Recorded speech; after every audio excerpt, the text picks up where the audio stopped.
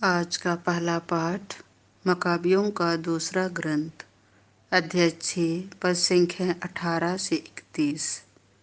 मैं यह अच्छा उदाहरण प्रस्तुत करूंगा कि किस प्रकार पवित्र विधियों की रक्षा के लिए कोई स्वेच्छा से मर सकता है।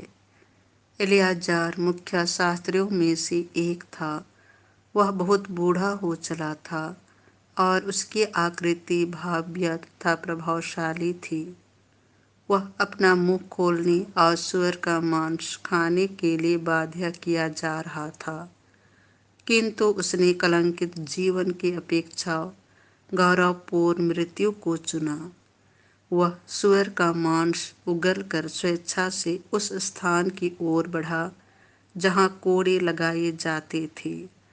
ऐसा उन लोगों को करना चाहिए जिन्हें जीवन का मुंह छोड़कर वर्जित भोजन अस्वीकार करने का साहस है। उस अवैध भोजन का प्रबंध करने वाले एलियाजर के पुराने परिचित थे।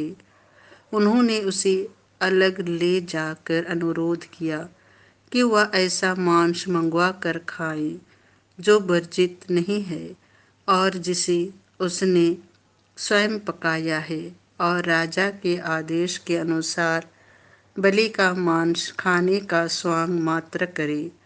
इस प्रकार वह मृत्यु से बच सकेगा और पुरानी मित्रता के कारण उसके साथ अच्छा व्यवहार किया जाएगा। किंतु उसने एक उत्तम निश्चय किया जो उसकी उम्र, उसकी वृद्धावस्था की मर्यादा, उसके सफ़ेद बालों, बचपन से उसके निर्दोष आचरण और विशेषकर ईश्वर द्वारा प्रदत्त पवित्र नियमों के अनुकूल था। उसने उत्तर दिया, मुझे तुरंत अधोलोक पहुंचा दो। मेरी अवस्था में इस प्रकार का स्वांग अनुचित है।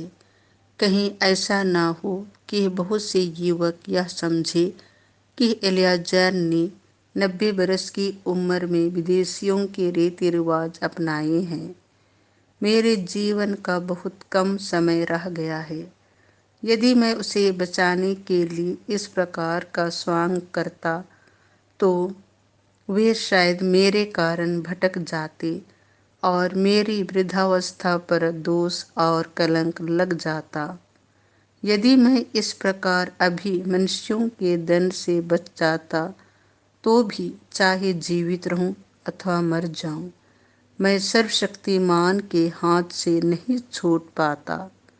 इसलिए यदि मैं अभी साहस के साथ अपना जीवन अर्पित करूंगा तो मैं अपनी वृद्धावस्था की प्रतिष्ठा बनाए रखूंगा और युवकों के लिए यह अच्छा उदाहरण प्रस्तुत करूंगा कि किस प्रकार पूज्य तथा पवित्र विधियों की रक्षा के लिए कोई स्वेच्छा से और आनंद के साथ मर सकता है।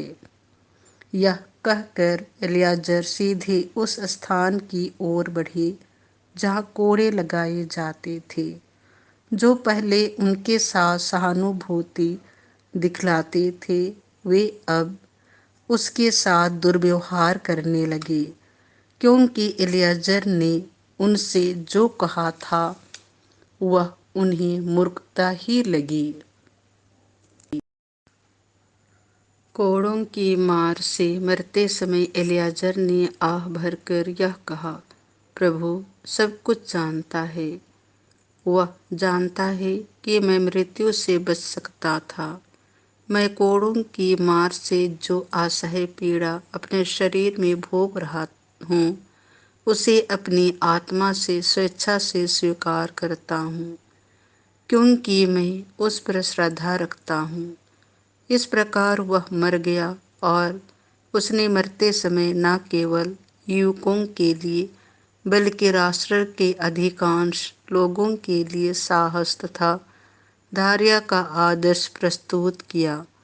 यह प्रभु की वाणी है। संत लूकास के अनुसार पवित्र सुसमाचार, अध्याय 19, पद संख्या 1 से 10। जो खो गया था, मानव पुत्र उसी को खोजने और बचाने आया है। यीशु यरीहो में प्रवेश कर आगे बढ़ रहे थे। जक्कैयुस नामक एक प्रमुख और धनी नाकेदार यह देखना चाहता था कि यीशु कौन है, परंतु वह छोटे कद का था, इसीलिए वह भीड़ में उन्हें नहीं देख सका। वह आगे दौड़कर यीशु को देखने के लिए एक गूलर के पेड़ पर चढ़ गया, क्योंकि वह उसी रास्ते से आने वाले थे।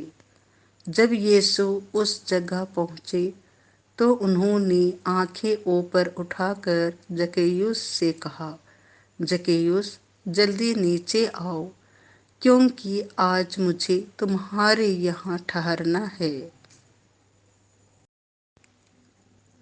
उसने तुरंत उतरकर आनंद के साथ अपने यहाँ यीशु का स्वागत किया। इस पर सब लोग यह कहकर भुनभुनाने लगे, वह एक पापी के यहाँ ठहरने गए।